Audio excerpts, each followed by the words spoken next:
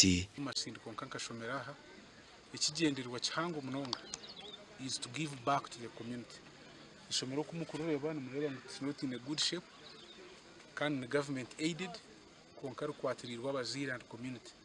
So it will stakeholders icyo tushariye mukoreki. On a special note, I want to thank those who supported abatiramani. Pamela Chichoncho umukuru w'ishomereri nawe nagira ngo ishomereri neri ya government konkangu binebizo binje barukwenda government bakwatereho. Amize tugataha kare nimureba hano hakatembo abana boza kwenda mizi bija baruhire ataho mu class baruhire mbweno babura kakinga vuba. Ikindi twine kizibu cya twins.